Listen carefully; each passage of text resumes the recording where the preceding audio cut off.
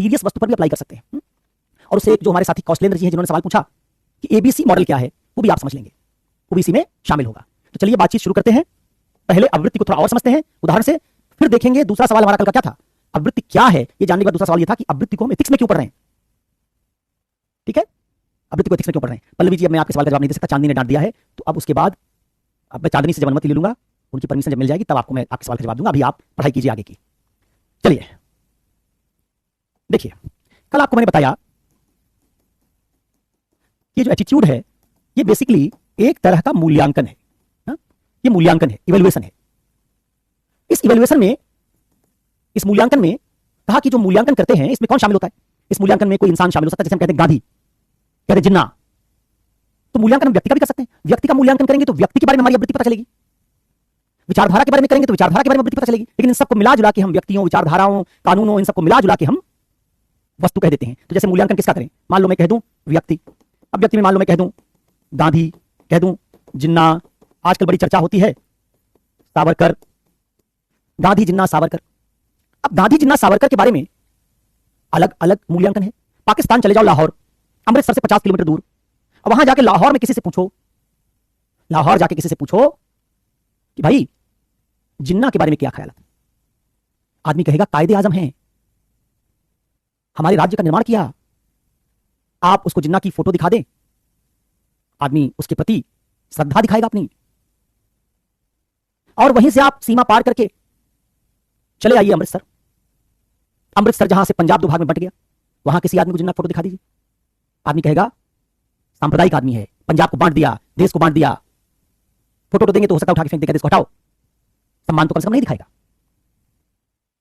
इसका मतलब एक ही आदमी का, लाहौर के आदमी ने मूल्यांकन अलग तरीके से किया, अमृतसर वाले ने अलग तरीके से किया। क्या पता चला, उसे पता चला जिन्ना को लेकर 2 अलग अलग लोगों का एटीट्यूड। पाकिस्तानियों का एटीट्यूड जिन्ना को लेकर सकारात्मक, भारत में लोगों का एटीट्यूड जिन्ना को लेकर नकारात्मक। सावरकर पर आ जाओ, सावरकर का नाम लो किसी आरएसएस वाले आदमी के सामने, कहेगा महान स्वतंत्रता सेनानी है, 2 बार काले पानी की सजा हुई।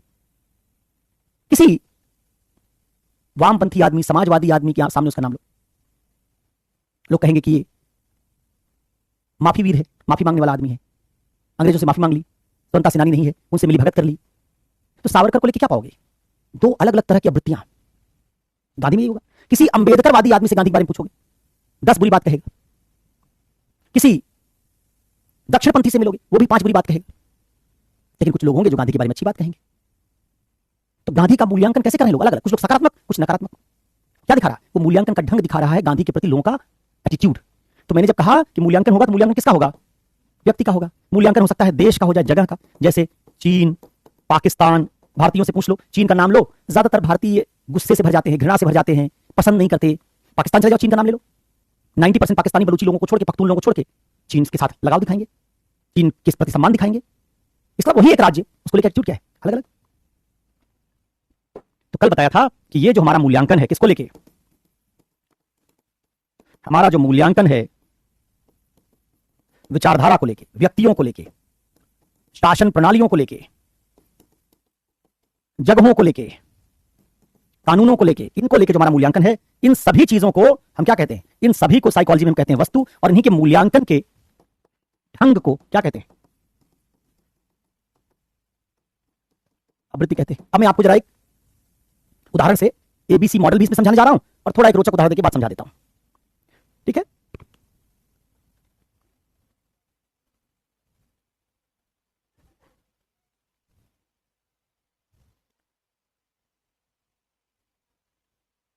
अच्छा, क्या एक्सप्लेन नहीं हुआ, जरा बताइए क्या आप कह रही हैं, मैं समझ नहीं पाया। मैंने अभी कमेंट देखा, कौन सी चीज है जिसको आप समझ नहीं पाई।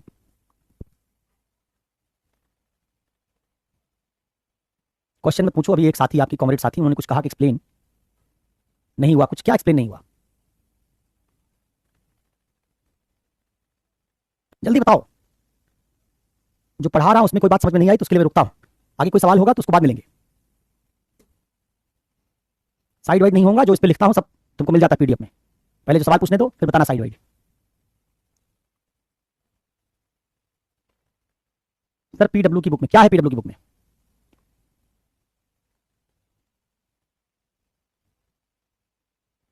यही बात अगर 5 बार लिखूंगा 5 बार साइड साइड बोलोगे। कल भी यही बताया है, कल भी कॉपी में लिखा होगा। इसलिए कहता हूं कई बार ना, ये आईएएस बनने का लक्षण नहीं है।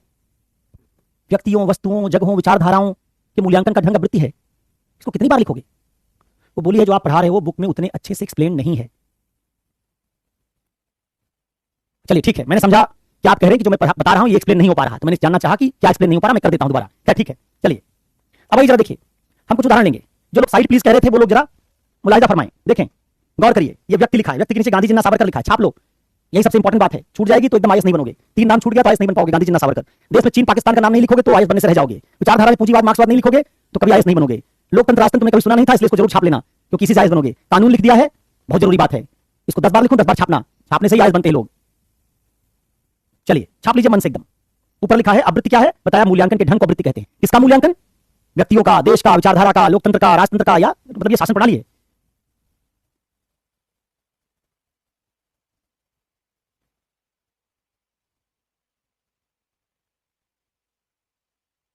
आइए अब आगे आइए, देखो मैं तुमको एक उदाहरण लेके समझाने जा रहा हूं कि कैसे किसी चीज को लेके आवृत्ति को सकारात्मक नकारात्मक तरीके समझ सकते हैं, और उसी में एबीसी मॉडल भी बन जाएगा।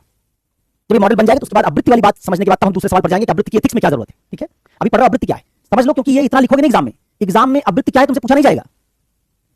और अगर पूछा भी जाएगा तो 2 लाइन लिखोगे कि आवृत्ति वस्तुओं के प्रति हमारे मूल्यांकन के दृष्टिकोण है, जो सकारात्मक भी हो सकते हैं नकारात्मक भी हो सकते हैं, इतना ही लिखोगे। ये उम्मीद मत करो कि आवृत्ति पर तुमसे निबंध लिखने के लिए कहेगा। ये बेसिक बात है, शुरुआत कर रहे हैं हम लोग, इसलिए इस परिभाषा को बताया। ठीक है,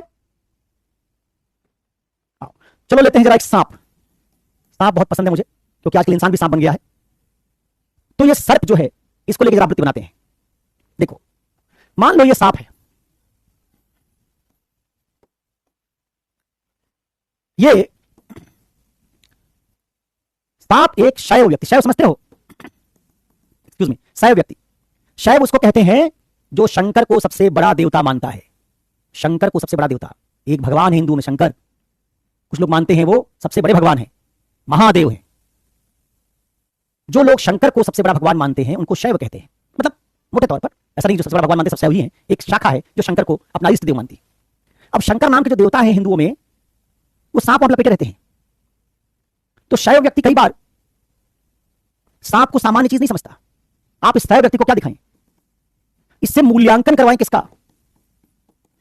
सर्प का। महाशिवरात्रि के दिन इसको एक सांप दिखा दीजिए। शैवों का सबसे बड़ा दिन महाशिवरात्रि है। महाशिवरात्रि के दिन आप इस शैव व्यक्ति को एक सांप दिखा दीजिए। सांप दिखाइए, जैसे आप सांप दिखाएंगे ये व्यक्ति उस सांप का जो मूल्यांकन करेगा, देखिए जरा क्या मूल्यांकन करेगा। मूल्यांकन करेगा, कहेगा सीधे साक्षात शंकर का अवतार है। यानी उसके विश्वास में सर्प ईश्वरी है, स्नेक इज डिवाइन। सांप को वो सांप सामान्य नहीं समझ रहा है, सांप को शंकर का अंश समझ रहा है, शिव का अंश समझ रहा है। तो उसके विश्वास में सर्प ईश्वरी। अब जब ईश्वरी है तो दिखा सर्प इसको, तो क्या करेगा ये? उसके प्रति सिर्फ विश्वास नहीं, एक संवेग दिखाएगा। किसका संवेग? ये दिखाएगा संवेग श्रद्धा का। शिवरात्रि के दिन सांप देखा, श्रद्धा के भाव से भर गया, आज साक्षात भगवान शिवरात्रि के दिन दर्शन दे दिए। सांप को सरीसृप वर्ग का प्राणी नहीं मान रहा है, सांप को सीधे भगवान मान रहा है। और क्या करेगा? व्यवहार, कार्य, क्रिया क्या करेगा? इसको देखकर हाथ जोड़कर प्रणाम करेगा, हाथ जोड़ के खड़ा हो जाएगा, रास्ता देगा जाने का, उसको कोई नुकसान नहीं पहुंचाएगा। क्या कहेंगे हम कहेंगे सांप को लेकर इस आदमी का नजरिया, दृष्टिकोण, मूल्यांकन सकारात्मक है, क्योंकि श्रद्धा को, सम्मान देने को, इसको आप क्या मानते हैं? सकारात्मक बात मानते हैं। अगर आपकी किसी के प्रति श्रद्धा है, जैसे मैंने चांदी जी के लिए हाथ जोड़ा, तो चांदी जी के प्रति मेरे मन में श्रद्धा है, क्योंकि डांटती रहती कभी कभी। तो इस तरफ चांदनी जी के प्रति मेरा आवृत्ति कैसी है? सकारात्मक है। जब वो कहें तो क्लास शुरू हो जानी चाहिए, जब रोक दे तो रुक जानी चाहिए। वैसे ही शैव व्यक्ति की श्रद्धा, शैव व्यक्ति की श्रद्धा किसके प्रति होती है? उसकी श्रद्धा होती है सर्प के प्रति। तो ये जो मूल्यांकन हुआ, इस मूल्यांकन में कितने घटक हुए? कंप्लीट मूल्यांकन क्या है? मूल्यांकन में एक विश्वास है, एक संवेग है श्रद्धा का, विश्वास है कि ईश्वर है, संवेग में श्रद्धा, व्यवहार क्रिया में हाथ जोड़ना। ठीक, 3 बातें हुई। इसी व्यवहार या क्रिया को क्या कहते हैं? बिहेवियर अंग्रेजी में। तो ये हो गया बिहेवियर, ये बिहेवियर हो गया। ये संवेग को क्या कहते हो? इसको अफेक्शन कहते हैं, अफेक्टिव। तो ये बिहेवियर है, बिहेवियर है ये अफेक्टिव कंपोनेंट है। और ये विश्वास, विश्वास को कहते हैं ज्ञान, हमारा कॉग्निशन। कॉग्निशन। तो क्या बन गया, ये बी, ये ए, ये सी, इसे क्या कह देंगे हम, ए बी सी। ए का मतलब संवेग, बी का मतलब बिहेवियर, और सी का मतलब कॉग्निशन। तो किसी आवृत्ति में जब हम किसी चीज का मूल्यांकन करते हैं, चाहे सकारात्मक करें चाहे नकारात्मक करें, तीन चीज होती है। क्या होता है, कॉग्निशन की हिंदी है ज्ञान, इसकी हिंदी है अफेक्शन की भावना, और इसकी हिंदी है क्रिया। ज्ञान, भावना और क्रिया, ज्ञान, भावना और क्रिया। ठीक है, अब इसी को हम कहते हैं, अगर सबसे पहले क्या करते हैं, A affective component, B behavioural component, और सी कॉग्निटिव कंपोनेंट। तो क्या बन गया, ये अफेक्टिव वाला संवेग, ये वाला क्रिया, ये वाला विश्वास या ज्ञान। इसी को एबीसी मॉडल कहते हैं। तो एक एटीट्यूड जिसमें मूल्यांकन हुआ, उस मूल्यांकन में कितने घटक थे, तीन। क्या क्या था, एक उस आदमी का, सैव आदमी का विश्वास था, उसका ज्ञान था कि सांप नहीं है, वो मानता है सांप नहीं, वो ईश्वर है, उसका ज्ञान है, वो उसकी समझ है, सांप की उसकी अंडरस्टैंडिंग है सांप की, इसलिए हमने इसको विश्वास या ज्ञान कहा है। फिर उसका क्या है, उसका सांप के प्रति एक इमोशन है, वो उसका संवेग है। और फिर उसका सांप के प्रति हाथ जोड़ के खड़े हो जाना क्या है, उसकी क्रिया या व्यवहार है। इसे कहते हैं कि किसी अभिवृत्ति में तीन कंपोनेंट होते हैं। कौन कौन से, ज्ञान का कंपोनेंट कॉग्निशन, संवेग का कंपोनेंट अफेक्टिव कंपोनेंट, और क्रिया का component behavioural component, A B C, या उधर से जाए तो सी ए बी। तो चाहे सी ए बी कहो चाहे एबीसी कहो, जनरली एबीसी कह देते हैं, क्योंकि हम उसमें क्या करते हैं, सीक्वेंस को वैसा बना देते हैं एबीसी के हिसाब से। अब देखो, यही सांप को लेकर केवल एक वृत्ति नहीं हो, कैसी वृत्ति है ये है सकारात्मक मूल्यांकन। इसका मतलब हम कहेंगे कि सैव आदमी का एटीट्यूड सांप को लेकर सकारात्मक होता है। क्या कहेंगे, हम कहेंगे सैव व्यक्ति का, तुम नीचे लिखना, मैं ऊपर लिख रहा हूं, सर्प को लेकर, इसका सर्प को लेकर, या इसकी कह दो शैव की सर्प को लेकर वृत्ति कैसी है, सकारात्मक है। अब इसी सांप को दो तीन लोगों को और दिखाने जा रहे हैं। सांप निकला है तो दूर तक जाएगा, और दूर तक ले चलो सांप को, और तीन चार लोगों को दिखाते हैं। अब देखोगे कैसे अलग अलग मूल्यांकन होगा, और इसी मूल्यांकन में कुछ नकारात्मक मूल्यांकन भी होगा, तो कह देंगे नकारात्मक वृत्ति। इसी सांप को दिखाओ, इसी सर्प को फिर से दिखाओ, इस बार किसको दिखाओ, एक सपेरा, स्नेक चार्मर, एक सपेरे को दिखाओ। ऐसे सपेरे को दिखाओ जिसका सांप, जिससे वो अपना खेल तमाशा दिखाता है, वो सांप बूढ़ा हो गया है। जब टोकरी खोलता है अपनी तमाशा दिखाने के लिए, निकलता ही नहीं सांप, अलसाया सोया रहता है। तीन चार बार उसको वो पिंच करता है, पुश करता है, तब वो आराम से अंगड़ाई लेके, तो उसकी कमाई कम हो रही सपेरे की, उसको दिख गया एक सांप। अब देखो, जैसे सपेरा सांप को देखेगा, इसका विश्वास क्या है, ये मानेगा कि ये क्या है, ये सांप नहीं है, ये आजीविका का साधन है, कमाई है। उसको सांप में पूंजी दिखाई देगी। पहले वाले को सांप में भगवान दिख रहे थे, इसको सांप में रुपया दिख रहा है, पूंजी दिख रही है। और क्या होगा, इसका संवेग क्या होगा, उल्लास, खुशी से भर जाएगा। बहुत दिन से सांप ढूंढ रहा था, ताजा सांप एकदम मिला है, एक नया नया जवान सांप है। इसका वाला बूढ़ा, ये जो दिखा अभी जवान है, उल्लास से भर जाएगा, खुश हो जाएगा। और क्रिया क्या करेगा, व्यवहार में क्या होगा, व्यवहार में इसको क्या करेगा, इसको पकड़ने की कोशिश करेगा। तो सैव आदमी का मूल्यांकन में सांप का मूल्यांकन एक जैसा है क्या, नहीं, अलग अलग है। लेकिन दोनों के मूल्यांकन में सांप क्या है उनके हिसाब से, पॉजिटिव, सांप पॉजिटिव है। सांप को देख के एक श्रद्धा से भर गया, तो देखो संवेग, वहां श्रद्धा था, यहां क्या हो गया, खुशी उल्लास। वहां सांप को देख के विश्वास क्या था, भगवान है, यहां रुपया है, आजीविका है। वहां क्रिया क्या थी, हाथ जोड़ना, यहां क्रिया क्या है, पकड़ने की कोशिश करना। इसी सांप को दिखा दो, सर्प को दिखा दो, पापा कुमार को, चांदनी को, इनको दिखा दो सांप, जहां बैठे वहां एक सांप नीचे छोड़ दो इनको दिखाओगे सांप, तो इनका विश्वास क्या है, इनका विश्वास है कि ये जहरीला है, खतरनाक है। संवेग क्या होगा इनमें, इनमें संवेग पैदा होगा भय का। जब से सांप का नाम लिया तब से चांदी गायब है, इसका मतलब भय है। और तीसरा व्यवहार, व्यवहार क्या करेंगे, चांदनी चली गई, पापा कुमार भी चले जाएंगे, दोनों भागेंगे, दो काम करेंगे, या तो भागना या मारने की कोशिश। तो ये जो मूल्यांकन है सर्प का, कौन कर रहे हैं, जो मूल्यांकन किया चांदनी ने, जो मूल्यांकन किया पापा कुमार ने, ये मूल्यांकन कैसा है, नकारात्मक। ठीक है, तो क्या पा रहे, उसी एक सांप को लेके कितने एटीट्यूड हैं अलग अलग। इसी सांप को एक स्नेक कंजर्वेटर को दिखा दो, सर्प संरक्षक को, सांप देखेगा तो उसमें विश्वास क्या पैदा होगा, ये इंडेंजर्ड है, खतरे में है। संवेग क्या पैदा होगा, दया का, करुणा का, क्रिया क्या करेगा? बचाने की कोशिश, पकड़ेगा, सुरक्षित जगह पर छोड़ देगा। वही सांप अलग अलग आदमी को दिखाओ, वो सांप के साथ जो करेंगे वो भी अलग अलग होगा, जो संवेग दिखा रहे हैं वो भी अलग अलग है, जो विश्वास दिखा रहे हैं वो भी अलग अलग है। तो क्या है इसका मतलब? सांप को लेकर सब संरक्षक का एटीट्यूड अलग है, शैव आदमी का अलग है, पापा कुमार का अलग है, और सपेरे का अलग है। और नागालैंड वाले को कहीं दिखा दिए सांप, सांप का कोबरा का शोरबा बना डालेगा, उसका पकौड़ा बना के खा जाएगा, उसका एटीट्यूड सांप को लेकर अलग है। वियतनामी को दिखा दोगे, उसका एटीट्यूड भी अलग है। तो इस तरीके का से क्या सीखा? एक ही सांप को लेके आप जो ये मूल्यांकन के अलग अलग ढंग देख रहे हैं, इन्हीं मूल्यांकन के ढंग को हम एटीट्यूड कहते हैं। ठीक है, चलिए, तो एबीसी मॉडल समझ में आ गया, इसी समझ गए हो गए। ये जो हमारी आवृत्ति है, इस आवृत्ति में कितने पक्ष हैं?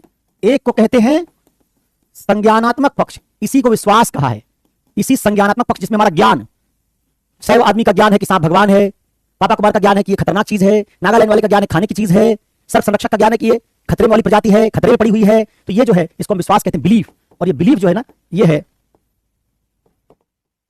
Cognitive aspect. दूसरा इसका बताया कौन सा पक्ष है? संवेगात्मक पक्ष है, जिसको कहा, जिसमें भावना है हमारी।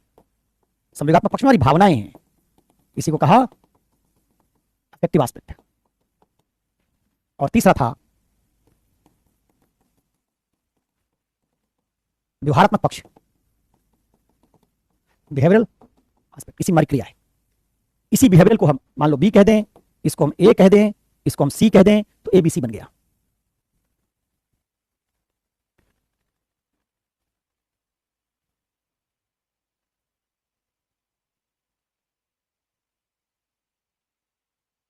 समझ में आई बात? तो एटीट्यूड क्या है, ये बात समझ में आ गई। कौशलेंद्र कुमार एबीसी मॉडल भी समझ में आ गया होगा। तो अब जरा चलो, ये एटीट्यूड हम पढ़ क्यों रहे हैं, इसको समझने के बाद हम देखेंगे कि ये तीन जो घटक हैं आवृत्ति की संरचना में क्या है। इस आवृत्ति के मॉडल को ट्राइपार्टाइट मॉडल कहते हैं। ट्राइपार्टाइट, त्रिआयामी है, इनमें तीन विमाएं हैं। हर आवृत्ति में मूल्यांकन में क्या है? तीन आयाम है। एक बिलीफ है, एक इमोशन है, और एक एक्शन है। बिलीफ, इमोशन, एक्शन, तीन एस्पेक्ट है।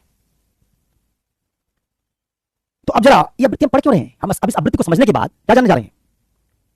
अच्छा चलो, आवृत्ति को क्यों पढ़ रहे हैं इस सवाल को थोड़ी और देख ले, टाल देते हैं। पहले ये समझने की कोशिश करें कि इन आवृत्तियों के जो तीन घटक हैं जो भी देखा, इनके भी संबंध कैसा होता है।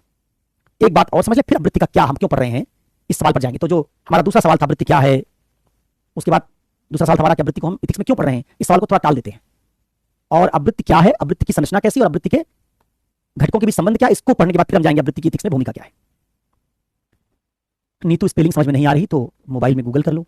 बोल तो समझ में आता है, भाषा में तो समझ में आता है ना, क्या बोलता हूं, कॉग्निटिव समझ में आया, बिहेवियरल, बिहेवियर से बना है बिहेवियरल, और अफेक्टिव, जो हमको अफेक्ट करता है, क्या अफेक्ट करता है, इमोशंस। बिहेवियर मतलब व्यवहार, कॉग्निशन का मतलब होता है ज्ञान। यही तीन शब्द बोला है। ठीक है, आइए। तो ये जो बात मैंने लिखी, इसको क्या कहते हैं? ये आवृत्ति का कौन सा मॉडल है?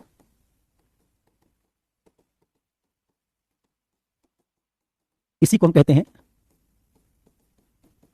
ABC model, tripartite model. Tripartite,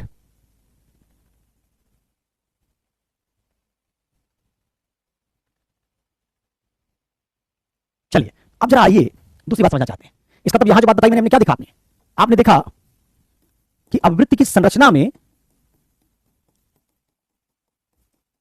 आवृत्ति की संरचना में तीन घटक हैं, जिनको हमने कहा था ज्ञान है, भावना है, और क्रिया है। ज्ञान, भावना, क्रिया, तीन घटक हैं। क्यों संविधान के साथ नहीं लगेगा? क्यों नहीं लगेगा तनिष्क? आप किसी दलित और पिछड़े को, अनुसूचित जाति के किसी व्यक्ति को कहिए कि हम संविधान फाड़ देंगे, ले जाइए संविधान दिखाइए, कहीं फाड़ देंगे। उस दलित अनुसूचित जाति के आदमी को इसी संविधान ने ताकत दिलवाई है। आप पर नाराज हो जाएगा, आपसे झगड़ा करेगा, हिंसा कर सकता है, क्योंकि उस संविधान को बाबा साहेब की किताब मानता है, जिससे उस आदमी की जिंदगी में अधिकार आए हैं। तो संविधान के प्रति उसका विश्वास कैसा है? संविधान के प्रति उसका विश्वास है कि यही हमारे देश को चलाने वाली चीज होनी चाहिए। संविधान को सर्वोच्च पुस्तक मानेगा वो, वेद से ऊपर। आप एक अनुसूचित जाति के आदमी से कहिए कि वेद को ऊपर रखोगे संविधान को, कहेगा संविधान को। उसको संविधान जब आप दिखाएंगे, संविधान का अपमान करने देगा? नहीं, उसके मन में संविधान के प्रति श्रद्धा की भावना है, संविधान से लगाव का संवेग है, और उसी अनुरूप संविधान को क्या करेगा, वो सम्मानपूर्वक रखेगा, संविधान पढ़ेगा। अगर डिबेट होगी देश में कोई कि एक पार्टी है कह रही है अब की बार 400 पार, और अगर देश में ये कह दिया जाए कि 400 पार करके संविधान बदलना चाहते हैं, पिछड़ा दलित अल्पसंख्यक का नुकसान पहुंचाना चाहते हैं, तो 400 पार का नारा देने वाली पार्टी 240 पे आ जाएगी, 240 सीट पाएगी। क्यों पाई 240 सीट? क्या ब्राह्मणों ने वोट नहीं दिया, क्षत्रियों ने वोट नहीं दिया? उन्होंने दिया। फिर पिछड़े दलितों ने नहीं दिया, तो व्यवहार में क्या पाया आपने? संविधान पर खतरा है ऐसा कहा गया, रैली में संविधान की लाल किताब दिखाई गई, तो अनुसूचित जातियों ने उसका जवाब वोट से दिया, उसका जवाब वोट से दिया। तो वोटिंग पैटर्न में क्या पाया आपने? पिछला चुनाव जो देश में हुआ, उस चुनाव में बीजेपी को सारे जितने एग्जिट पोल थे सब कर 300 से ऊपर सीट पाएगी। ऐसा क्या हो गया? कौन सा ऐसा फार्मूला चल गया? ज्यादातर पोलिस्टर्स का, ज्यादातर सेफोलॉजिस्ट का मानना है कि देश में बहुत सारी पिछड़ी जातियों ने, अनुसूचित जातियों ने जो पहले बीजेपी को वोट दे रहे थे, इस बार नहीं दिया, तो उनको लगा संविधान बदल सकते हैं। संविधान से क्या देखते हैं? संविधान उनके लिए आरक्षण का स्रोत है, संविधान उनके लिए अधिकार का स्रोत है। और आप ले जाइए पंडित के, मंदिर के पुजारी को, एक मस्जिद के मौलवी को संविधान दे दीजिए, कुरान और संविधान दे दीजिए, वेद और संविधान दे दीजिए, वो कुरान के जरा भी बराबर संविधान को नहीं समझेगा। पुरोहित सत्यनारायण की कथा लेके घूमेगा, संविधान को कुछ नहीं समझेगा। वो किसी वेद को, गीता को तो माथे से लगाएगा 5 बार, संविधान को माथे से नहीं लगाएगा। बहुत प्रगतिशील होगा तो इसमें बदलाव हो सकता है, लेकिन मैं सामान्य तौर पर कह रहा हूं कि धार्मिक आदमी जो बहुत गहन धार्मिक है, उसका विश्वास संविधान के प्रति वैसा नहीं है जैसा एक अनुसूचित जाति के व्यक्ति का है। संविधान का मूल्यांकन भी लोग अलग अलग तरीके से करते हैं, उसके प्रति अलग अलग संवेग दिखाते हैं। चलिए अब आइए जरा देखिए, सांप से आगे बढ़ते हैं, और आवृत्ति के जो 3 घटक हैं, ज्ञान, भावना, क्रिया, इनमें 2 तरह के संबंध हो सकते हैं। एक, जैसा ज्ञान वैसी भावना वैसी क्रिया, और एक बार ज्ञान, भावना और क्रिया में सीधा संबंध नहीं होगा, तनावपूर्ण संबंध होगा। तो हम जरा इनके बीच संबंध की बात और कर लें तो जो एबीसी मॉडल है इसकी चर्चा कंप्लीट हो जाएगी। आवृत्ति आप समझ गए, आवृत्ति के 3 घटक होते हैं, आप समझ गए, आवृत्ति मूल्यांकन करने का दृष्टिकोण इसमें ये 3 घटक से व्यक्ति मूल्यांकन करता है, ये समझ गए। अब जरा इन आवृत्ति के 3 घटकों के बीच संबंध पर थोड़ी बात करने जा रहे हैं। जो 3 घटक हैं, इनमें एक संबंध हो सकता है सामंजस्य पूर्ण संबंध, और दूसरा हो सकता है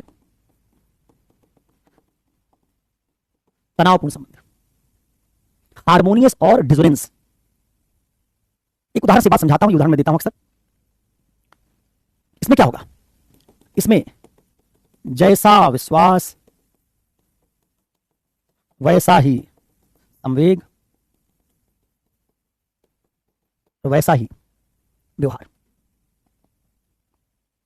तीनों घटक सामंजस्यपूर्ण, हार्मोनियस है। इसमें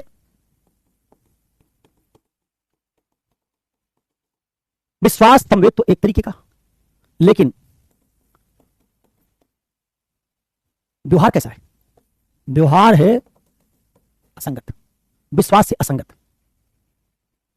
इसका मतलब है कि हम सीखने जा रहे हैं कि जो आवृत्ति का एबीसी मॉडल है, इस एबीसी मॉडल में ए बी सी के बीच संबंध कैसे होते हैं? कहा 2 तरह के हो सकते हैं, एक सामंजस्यपूर्ण और एक तनावपूर्ण। जरा समझते हैं कैसे, एक उदाहरण लेते हैं।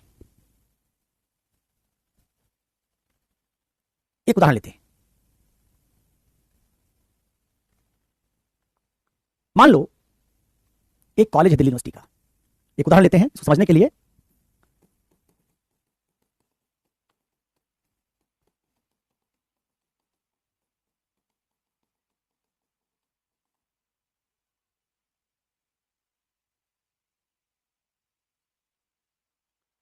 इस उदाहरण से हम समझने की कोशिश करेंगे कि कैसे कौन सी दशाएं हैं जो एबीसी मॉडल को डिस्टर्ब कर देती हैं, और कौन सी दशाएं जिसमें एबीसी मॉडल इंटैक्ट रहता है।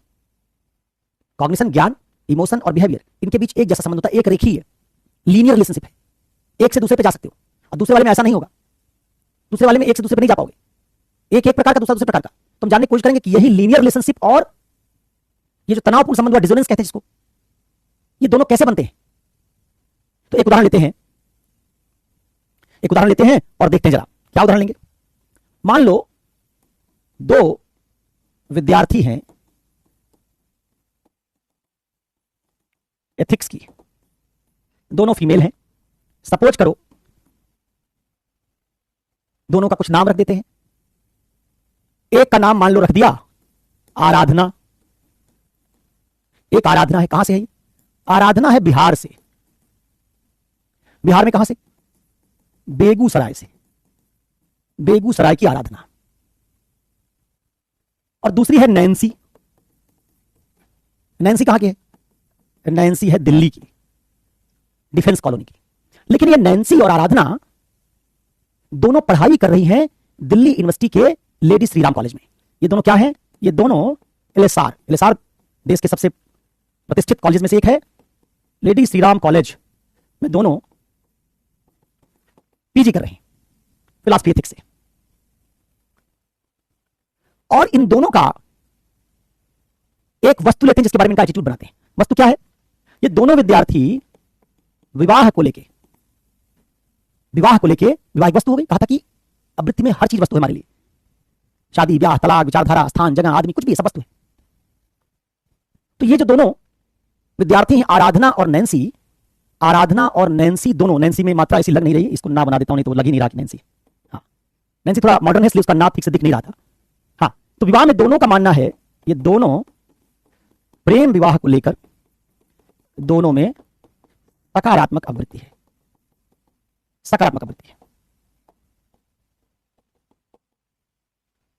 लव मैरिज को लेकर दोनों में सकारात्मक आवृत्ति। दोनों मानती हैं कि विवाह प्रेम विवाह होना चाहिए। दोनों एथिक्स के स्टूडेंट हैं इसलिए दोनों के इसके लिए आर्गुमेंट भी है। तो दोनों का विश्वास एक जैसा है। दोनों मानती हैं सकारात्मक आवृत्ति, मतलब इनका विश्वास और संवेग दोनों का कैसा है? इनका दोनों का विश्वास और संवेग एक जैसा है। दोनों ही मानती हैं कि विवाह तो प्रेम विवाह ही होना चाहिए। क्यों? दोनों मानती हैं कि देखो, ये बात कि विवाह करने के बाद प्रेम हो ही जाता है, ये ठीक सिद्धांत नहीं है। ये कोई लॉटरी नहीं है कि ले लो कभी ना कभी निकल आएगी। तो शादी कर लिया, शादी करने के बाद आदमी ठीक नहीं लगा तो क्या करेंगे? इसलिए दोनों का मानना है कि जो अरेंज मैरिज है वो ठीक नहीं है। अरेंज मैरिज में शादी करवा दी जाती है और फिर कहा जाता प्रेम कर लो। नहीं हुआ तो क्या? जिस इंसान को जानते नहीं उस इंसान से अचानक प्रेम कैसे हो जाएगा?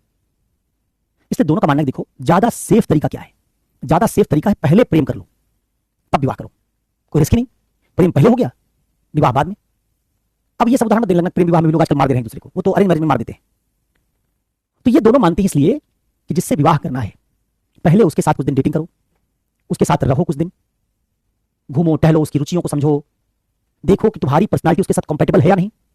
शुरुआत में 2-4 महीने तो सब ठीक लगेगा, लेकिन फिर जब तुम्हारे डिसएग्रीमेंट होंगे तो वो आदमी हैंडल कर पाता है कि नहीं, तुम उसके डाइवर्जेंट ओपिनियन को हैंडल कर पाती हो कि नहीं। पहले समझो, जब निभ जाए 1-2 साल, कंपेटेबिलिटी बन जाए, तब शादी करनी चाहिए। इसलिए दोनों ये मानती हैं कि शादी ब्याह उस आदमी से करना चाहिए जिसको ठीक तरीके से जानते हो, जिससे पहले ही कंपेटेबिलिटी चेक कर चुके हो, उसकी सोच समझ चुके हो। इसलिए दोनों क्या मानते हैं कि देखिए, जब अरेंज मैरिज होती है तो एक युवा लड़की की शादी उसके माता पिता तय कर रहे हैं। ये तो वस्तुकरण हो गया, जो तनिष्क ने कहा था, मैं एक वयस्क व्यक्ति हूं, मेरा विवाह मेरे पिताजी तय कर रहे हैं, इसका मैं अपना निर्णय खुद ही नहीं ले सकता। जब एक व्यक्ति का निर्णय दूसरा कोई लेने लगे, आत्म निर्णय ना हो, तो उसको वस्तुकरण कहते हैं। मेरा सारा निर्णय मुझे लेना चाहिए। इस लिहाज से भी दोनों मानती कि समाज में पितृसत्ता ने जो स्त्रियों का वस्तुकरण कर दिया, ऑब्जेक्टिफिकेशन कर दिया, लव मैरिज उसके भी अगेंस्ट है, क्योंकि इसमें हर स्त्री अपने लिए जीवन साथी खुद चुनती है। तो विश्वास इन दोनों का एक जैसा है, संवेग भी एक जैसा है। लेकिन जब विवाह करने की बारी, अच्छा दोनों का एक बॉयफ्रेंड भी है, आराधना का भी, नैन्सी का भी 2 साल से बॉयफ्रेंड है। दोनों तय कर चुकी हैं कि उसी से शादी करेंगी। तो यहां तक तो आपने देखा सब कुछ समान है, विश्वास समान, संवेग समान, प्रेम विवाह को लेकर सारी ओपिनियन एक जैसी, बॉयफ्रेंड भी एक है, 2-2 साल से है। लेकिन जब विवाह करने की बारी आई तो नैन्सी ने तो अपने बॉयफ्रेंड के साथ शादी कर ली, आराधना ने नहीं की। व्यवहार क्या हो गया? बदल गया। विश्वास संवेग प्रेम विवाह को लेकर एक जैसा, एक में नैन्सी में वो विश्वास संवेग कहां तक पहुंच गया? व्यवहार तक। तो नैन्सी में क्या हुआ? नैन्सी में हुआ जैसा विश्वास और संवेग, इसी से संगत व्यवहार। क्या संगत व्यवहार? प्रेम विवाह किया। इसमें क्या हुआ?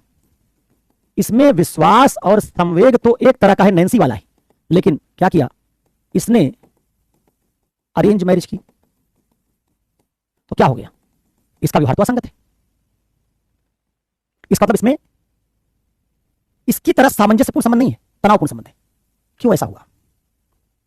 इसको अगर हम समझ लें तो हम समझ लें कि वृत्तियों में जो एबीसी मॉडल होता है, इस एबीसी मॉडल में हर जगह लीनियर संबंध नहीं होता, इनके घटकों के बीच तनाव भी हो सकता है। उसी का उदाहरण बना रहा हूं, और हम ऐसे कुछ कारक पता कर लेंगे जिन कारकों में ऐसा होता है। ऐसा क्यों हुआ? हुआ ये कि नैन्सी ने एक दिन अपने घर में जाके अपनी मां को बताया कि मेरा एक बॉयफ्रेंड है और मैं उससे शादी करने की योजना बना रही हूं।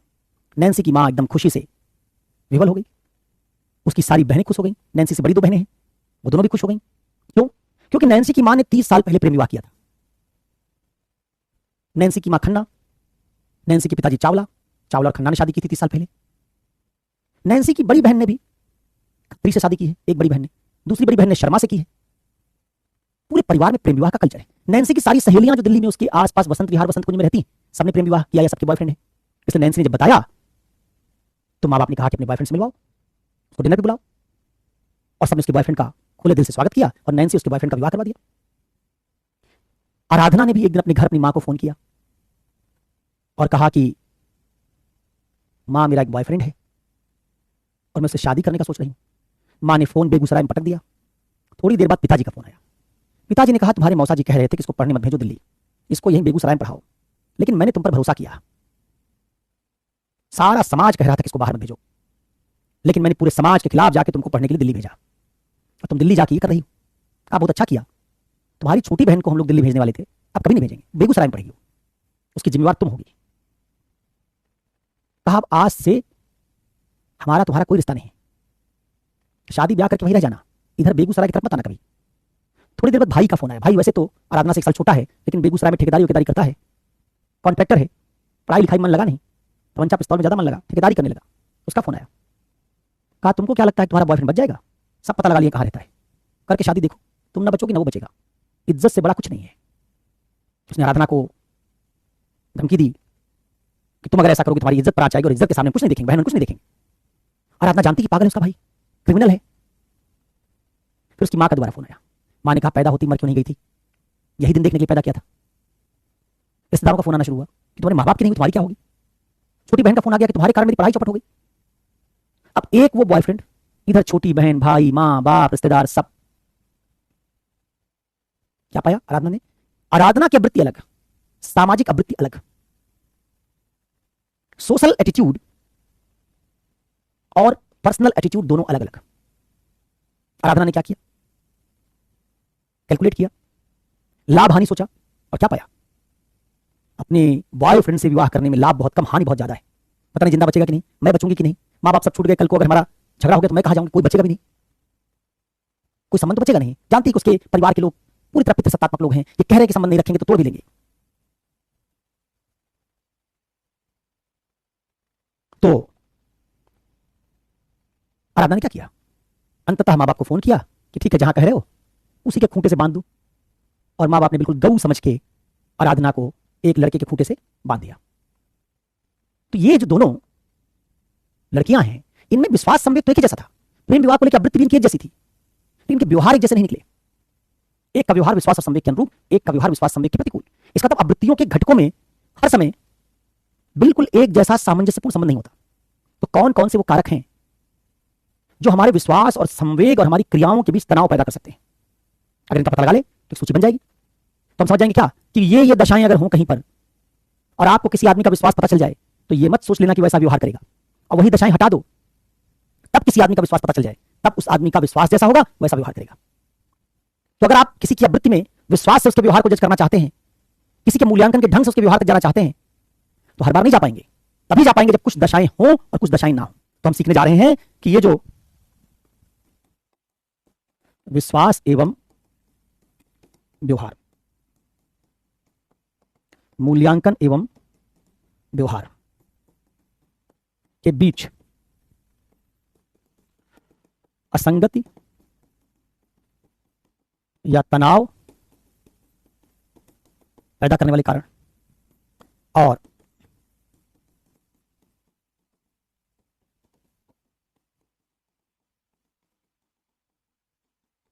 विश्वास तथा मूल्यांकन के साथ संगत व्यवहार वाले कारक, इधर भी कारक कर दो, चलो फैक्टर,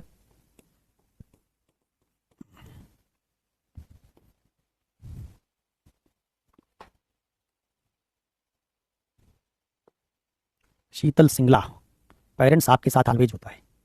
अच्छा, ये तो बड़ी नई बात बताई पर शीतल। पेरेंट्स हमारे साथ हमेशा होते हैं, बात सही है। अच्छा, ये जो लड़कियों को प्रॉपर्टी नहीं देते हैं, लड़कों को दे देते हैं, पेरेंट्स हैं कि किसी दूसरे घर से आए लोग? किसी देश में पिता के जनरेशन में पूछोगे, इराक में पेरेंट्स एक बिल ले आ रहे हैं संसद में, शादी की उम्र 9 बरस करने का। पढ़ाई नहीं पढ़ाए। जो वहां के कठमुल्ला है 9 साल शादी की उम्र करने का बिल ले आ रहे हैं। 9 साल में शादी की उम्र होती है। पूरे दुनिया में विरोध हुआ इसका, गूगल करना, पढ़ना। तो ये समझ लेना कि पेरेंट्स जो करते सब ठीक होता है। उन्हीं पेरेंट्स ने हमारे समाज में विधवा होने पर औरतों को सफेद कपड़े पहना के कहा कि किसी शुभ काम के समय दिखाई मत देना। वही पेरेंट्स है जिनके बेटियों के साथ जब घरेलू हिंसा होती है तो अपनी बेटियों को घर नहीं बुलाते कि अपनी प्रॉपर्टी में हिस्सा देते, कहते यही रहो, उस आदमी के साथ मत जाओ। वो पेरेंट्स चाहते हैं फिर अपने पति के घर लौट जाए। तो ये गलतफहमी है आपकी, ये सांस्कृतिक सोच है। पेरेंट्स अच्छे होते हैं लेकिन हर मामले में नहीं, क्योंकि हमारे पेरेंट्स भी हमारे कल्चर का ही प्रोडक्ट है। हमारी पेरेंट्स जातिवादी हैं, हमारी पेरेंट्स सांप्रदायिक हैं, हमारे पेरेंट्स हमको धर्मांध भी बनाते हैं, अच्छे भी हैं बुरे भी हैं। तो आप ये नहीं कह सकते कि सब साथ देते हैं। ज्यादातर लड़कियों का साथ पेरेंट्स ने विवाह में संकट पड़ने पर नहीं दिया है। बाल विवाह करना कतई सही नहीं था। भारत में कहां पेरेंट्स ने एक सामूहिक आंदोलन किया था कि लड़कियों को सती मत करो। तो जितनी कुरीतियां थी हमारे देश में लड़कियों के साथ, पेरेंट्स को समर्थन देते थे। पेरेंट्स लड़के लड़की में भेद करते थे, अब कम हो गया है, तुम्हारी जनरेशन में थोड़ा कम हो गया है, लेकिन पेरेंट्स अपने बेटे को जितने अधिकार देते हैं, जितनी आजादी देते हैं, बेटियों को नहीं देते। इसलिए पढ़ाया था तुमको कि औरतों की जो सांस्कृतिक चेतना है, जो उनकी सोच को कल्चर ने हाईजैक कर लिया है, और उसी कल्चर ने हाईजैक किया जिसने उनका बाल विवाह करवाया था। जब आपको कल्चर में परवरिश करके ढाल दिया जाता है तो आपका दिमाग का सॉफ्टवेयर उस कल्चर के प्रति स्वीकरण का भाव पैदा कर लेता है। तो आप समझ नहीं पाते कि वो कल्चर असल में आपकी भलाई के लिए नहीं बल्कि आपका अधिकार छीनने के लिए बना है। कई बार मैंने पढ़ाया, इतना रेप होता है स्त्रियों के साथ, इतनी छेड़खानी होती है, कौन करा? पुरुष, इसी संस्कृति के लोग। और फिर भी स्त्रियां संस्कृति के प्रति क्या कर रही? समर्पण का भाव दिखाती हैं।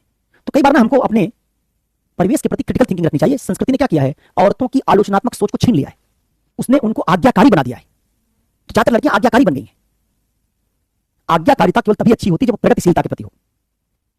रूढ़िवादिता के प्रति आज्ञाकारिता आपके अधिकार छीन लेती है, जिसका आपको पता भी नहीं चलता, क्योंकि आपको समझ ही नहीं कि सही गलत क्या है, आपका भला क्या किसमें है।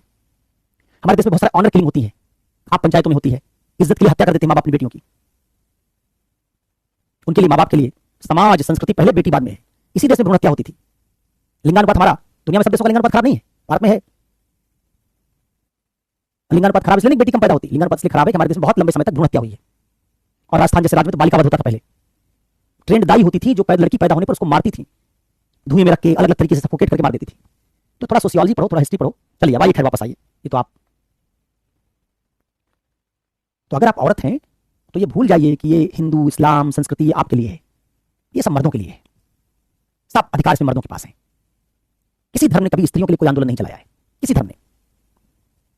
तो आपको ये बात देर सवेर कभी समझ में आएगी, जब आप समझदार हो जाएंगे तब शायद समझ में आए। अभी आपको बात समझ में नहीं आती है। मैंने कहा था अम्बेडकर जब पढ़ाया था, अगर अम्बेडकर ने यही भाव दलितों में पैदा कर दिया होता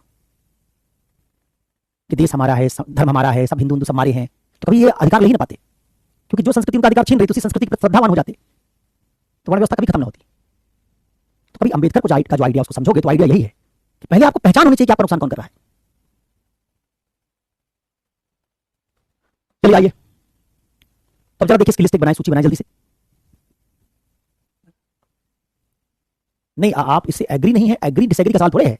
आपको आर्गुमेंट देना पड़ेगा कि आप इससे डिसएग्री है। मैं आपके ओपिनियन को नहीं पूछ रहा हूं, आर्गुमेंट पूछ रहा हूं। मैंने कुछ आर्गुमेंट दिया है। देश में जो रेप हो रहा है पुरुष कर रहे हैं। लड़कियों को संपत्ति में, आबादी में 50% होने के बावजूद 50% हिस्सा नहीं है संपत्ति में, जमीन में, जायदाद में। ये पुरुषों के पास संपत्ति है, मां बाप को ही ट्रांसफर करनी होती है। तो आपको आर्गुमेंट देना पड़ेगा। मैं नहीं पूछ रहा हूं कि आपकी ओपिनियन, अपनी ओपिनियन थोड़ी बता रहा हूं। भ्रूण हत्या मेरी ओपिनियन नहीं है, भ्रूण हत्या एक रियलिटी है।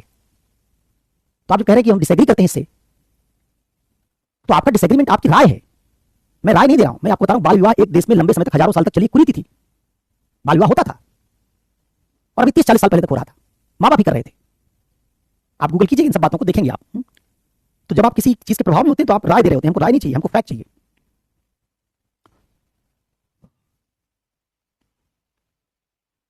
चलिए, नहीं मैं ये कोई एक दूसरे पर कमेंट मत करो। मैं एक जनरल बात कर रहा हूं, मैं एथिक्स में एथिकल बात कर रहा हूं। मैं ये पर्सनल ओपिनियन की बात नहीं कर रहा हूं कि मेरी ओपिनियन ये है, तुम्हारी ओपिनियन ये है। मैं बात कर रहा हूं कि हमारे धर्मों का ढांचा पुरुषों ने बनाया है, हमारी समाज की संरचना पुरुषों ने गढ़ी है।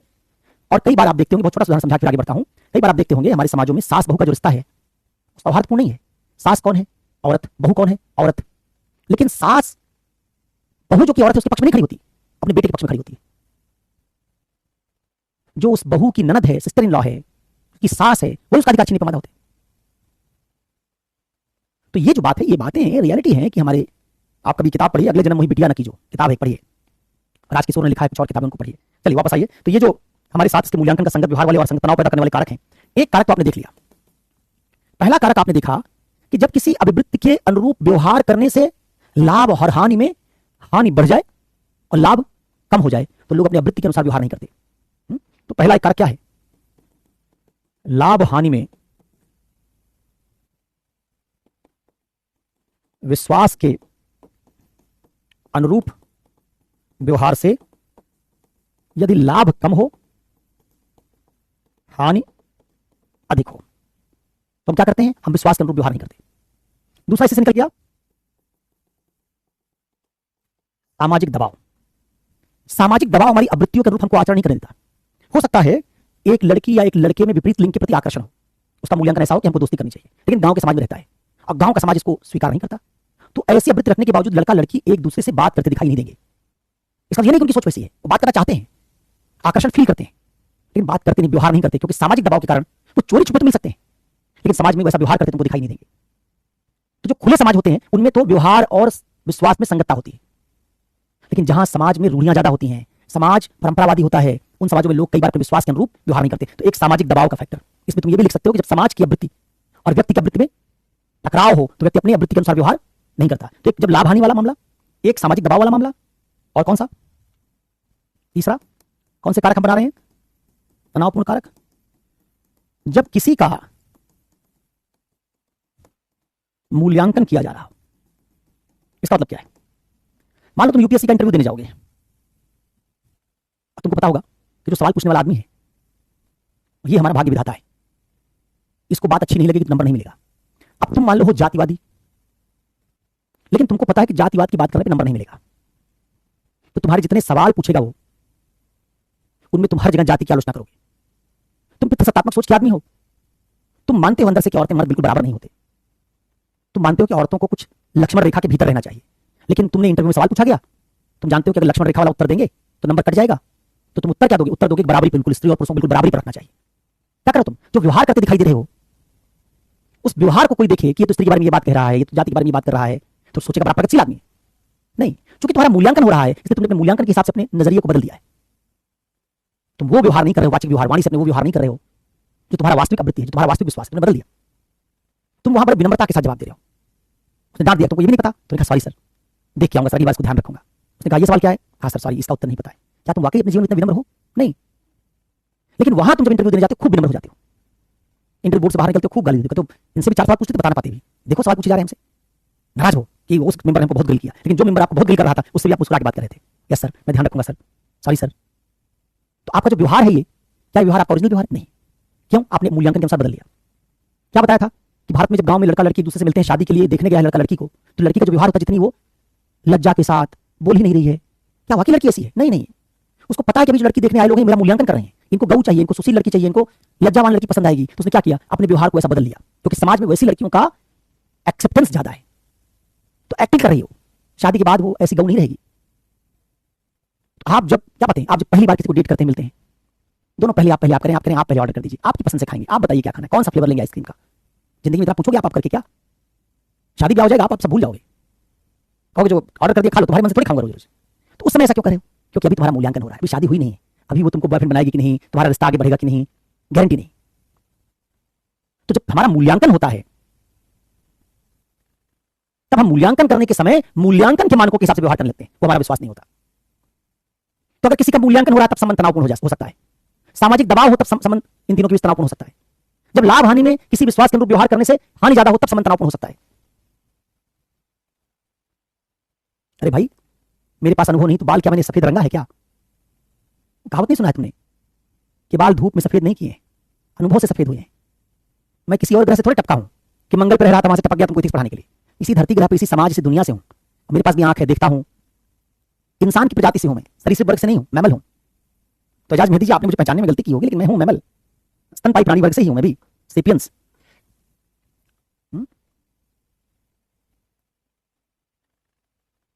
चलिए, तो एक तो ये हो गया। दूसरा क्या? छवि का कैदी। जब आप छवि के कैदी होते हैं, छवि का कैदी समझते हो? Prisoner of the image.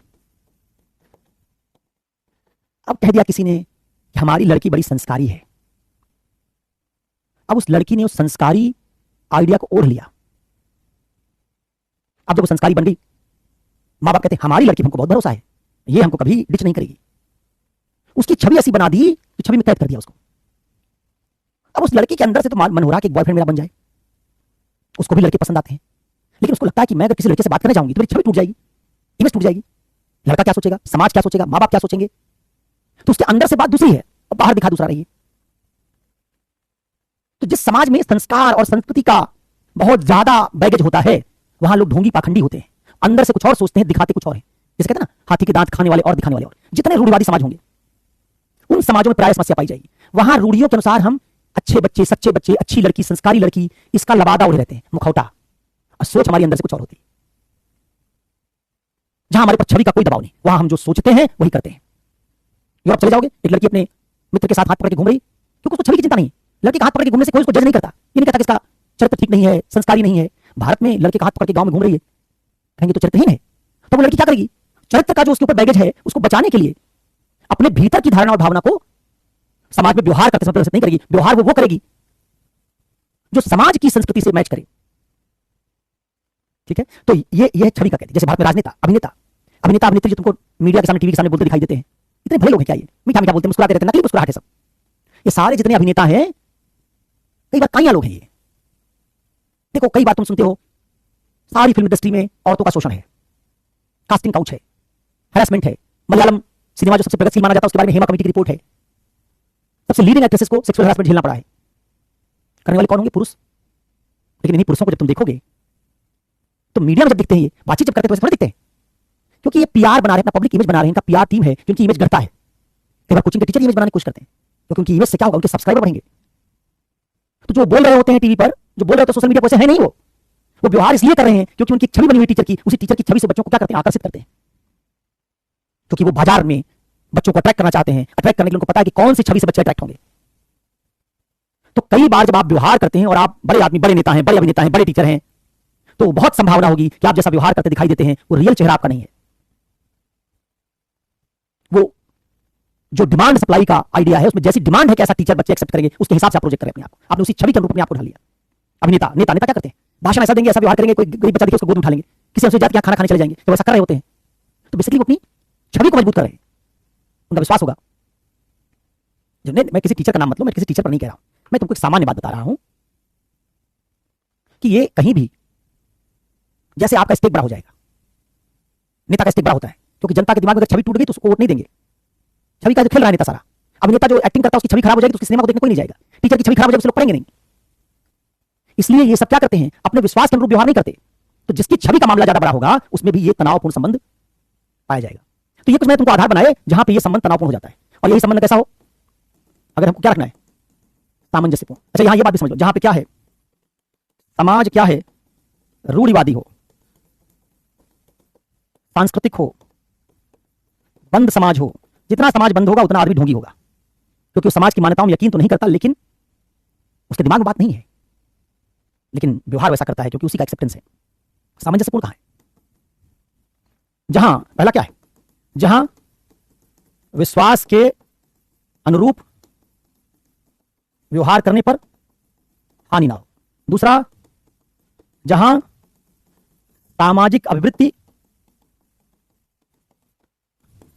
व्यक्ति की आवृत्ति से संगत हो। जैसे भारत में कई बार कोई स्त्री तलाक के बाद उसके बच्चे अगर बड़े हो गए, विवाह नहीं करती दोबारा, क्योंकि उसको लगता है मेरा बेटा मेरे चरित्र के बारे में सवाल उठाएगा। उसको लगता है कि बेटा मेरा 12 साल, 15 साल, 16 साल का हो गया, अब दूसरे शादी करूंगी तो ठीक नहीं मानेगा।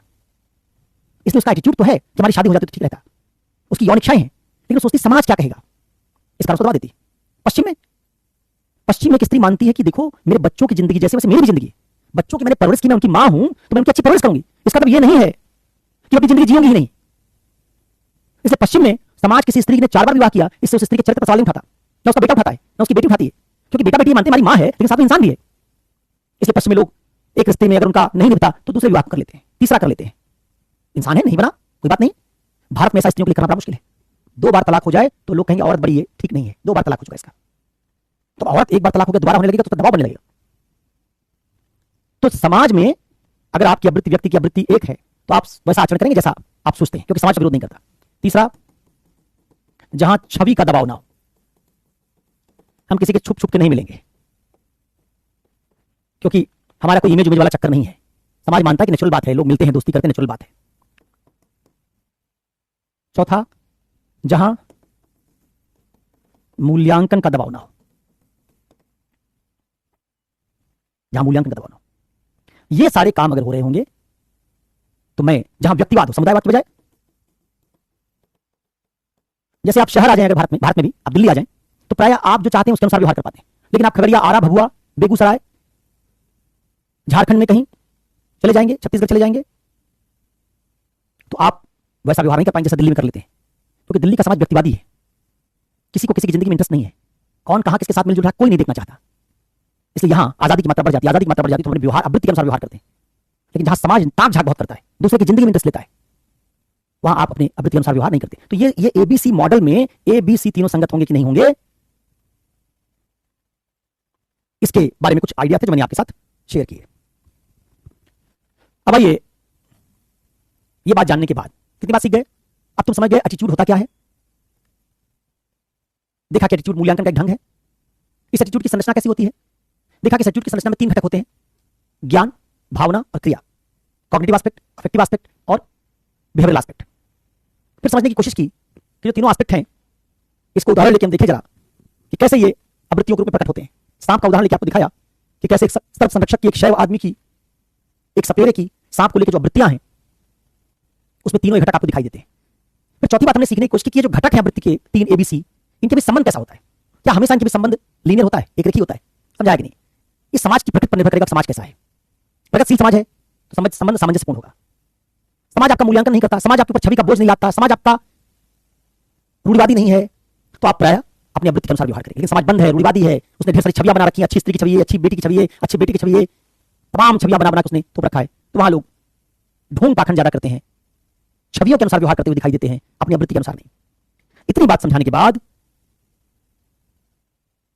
अब हम देखने जा रहे हैं कि आवृत्तियों की इथिक्स में जरूरत क्या है। हम आखिर इस पूरी बात को क्यों पढ़ने जा रहे हैं? क्योंकि अभी तक जो बात पढ़ी वो बेसिक क्लास थी आवृत्ति की। अब जो आगे हम पढ़ने जा रहे हैं उससे यूपीएससी का लेना देना होगा। तो अभिवृत्ति और नैतिकता का, अभिवृत्ति और नैतिकता का संबंध क्या है?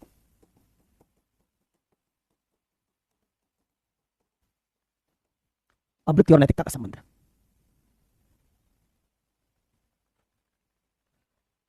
तो चश्मा लगाने दो भाई, देखता हूं क्या पूछ रहे हो। तनावपूर्ण समाज में तुमको किसी का मूल्यांकन करना होगा तो वहां उस आदमी का मूल्यांकन करने के लिए ऐसी जगह करना पड़ेगा जहां उसको पता ना हो। जैसे आप क्या देखते हैं, भारत में स्टिंग ऑपरेशन होते हैं, कई पत्रकार करते हैं। जैसे कोबरा पोस्ट आपने पढ़ा होगा, नहीं पढ़ा होगा तो गूगल कीजिएगा, टेस्ट फॉर क्वेश्चन स्कैम का गूगल कीजिएगा। भारत में जब नेताओं को पता चला कि कोई उनके पास पैसा लेके आया, एक सवाल पूछ देना संसद में, पैसा लेके, तो पैसा लेने के तैयार हो गए, क्योंकि उनको लगा कि ये जो बातचीत करने आया है आदमी, इस बातचीत का कहीं बाहर पता नहीं चलेगा। उनको नहीं पता था कि वो खुफिया कैमरा लेके आया है, कि उनको पता नहीं था समाज मूल्यांकन करेगा। क्या हुआ, अपना असली चेहरा उन्होंने दिखाया। आप तो 50,000 रुपये सवाल पूछ दूंगा, तो कहते हैं cash for question scam. Bharat में सांसद पैसा लेके सवाल पूछते थे। ये एक स्कैम है जो ऐसे बहुत सारे अलग अलग तरह के स्टिंग ऑपरेशन होते रहते हैं, जिसमें लोग, तो उनको पता होता है कि ये जो बात हमसे पूछ रहा आदमी रिकॉर्ड नहीं हो रही है, कोई सुन नहीं रहा है, तो असली राय बताते हैं अपनी, और असली राय बताते हैं तो आप उनसे उसका मूल्यांकन कर सकते हैं। ऐसे बहुत सारे स्टिंग ऑपरेशन भारत में हुए। तो ये बात अगर तुम समझना चाहते हो तो इसका मतलब यही है कि देखो, किसी ऐसे समाज में तुम अगर किसी व्यक्ति का मूल्यांकन करना चाहोगे जहां इस तरह के इतने सारे फैक्टर्स होंगे, तो सीधे सीधे उसकी आवृत्ति का पता नहीं लगा पाओगे। तुम नहीं जान पाओगे कि नेता समाजवादी है कि जातिवादी है, क्योंकि वो अपना असली चेहरा तुमको दिखाएगा ही नहीं। हाँ, अगर तुम कहीं ऐसी जगह पर बैठे हो जहां सब दोस्त हैं, उसको लगता है कि तो अपना एटमॉस्फेयर है, मतलब इसमें कोई हमको जज नहीं कर रहा है, तो असली चेहरा दिखाएगा। वहां बात करेगा कि जनता बेवकूफ है, वोट के लिए क्या क्या नहीं करना पड़ता है।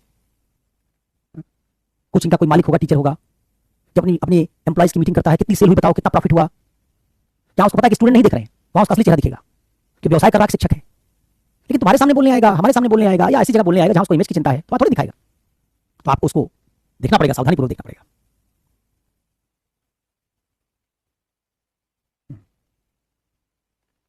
हाँ, मुझे पता चला कि यूपी में आंधी भी आई और बारिश भी हो रही है। और कोई सवाल है भाई?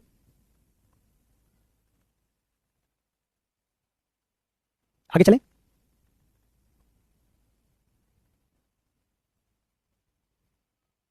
इतनी बात समझ में आ गई है? जिस समाज में प्रतिबंध ज्यादा, उस समाज में किसी व्यक्ति की सही आवृत्ति का पता लगाना मुश्किल।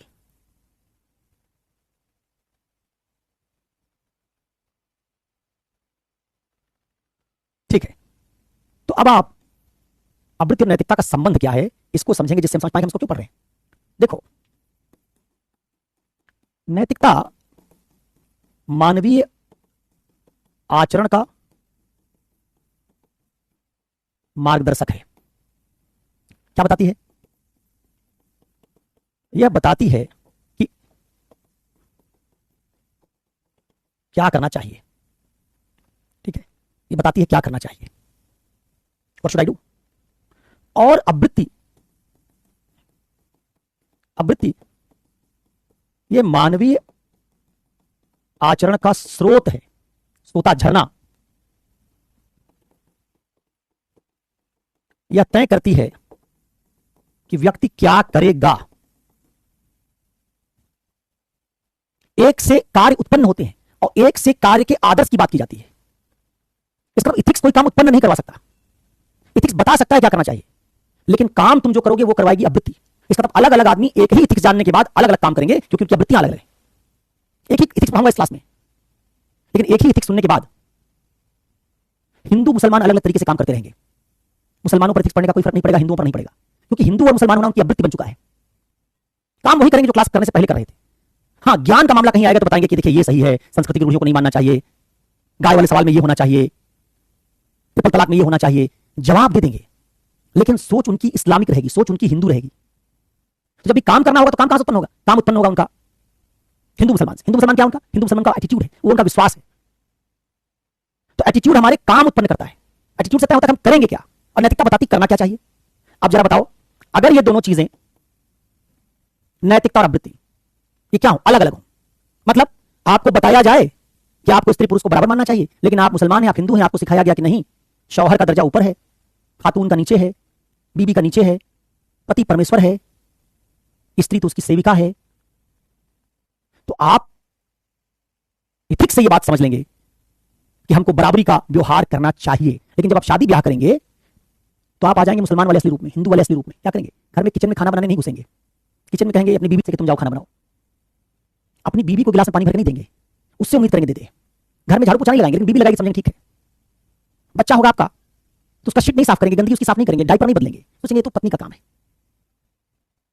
तो हाथ पर क्या है कि औरत और मर्द बिल्कुल बराबर हैं, बराबर से दोनों को काम करना चाहिए। बच्चा तो दोनों का है, दोनों का है तो शिट कर दिया तो दोनों साफ करें। नहीं, वो काम हम किससे करवाएंगे? औरत से ही करवाएंगे। खाना पकाने में हो सकता है कोई 5-10% कोई मदद कर दी, नहीं तो 90% काम औरत ही करेगी। तो क्या होगा? इथिक्स तो बताएगा बराबरी, और एटीट्यूड कहेगा नहीं नहीं बराबरी नहीं है। तो हम करते क्या है? हम करते वो जो हमारी आवृत्ति होती है। तो फिर नैतिकता क्या है? तब फिर नैतिकता अगर हमारी आवृत्ति उससे अलग है तो नैतिकता सिर्फ हमारे वैचारिक दुनिया तक रुक जाती है, थॉट तक रुक जाती है, और थॉट में भी इंटरलाइज नहीं होती, थॉट तक रुक जाती है, एक्शन में नहीं आती। तो क्या होगा? कथनी और करनी में अंतर। अगर ये दोनों अलग अलग हैं तो क्या होगा? ये एथिक्स बन जाएगी कथनी और ये आवृत्ति बन जाएगी करनी।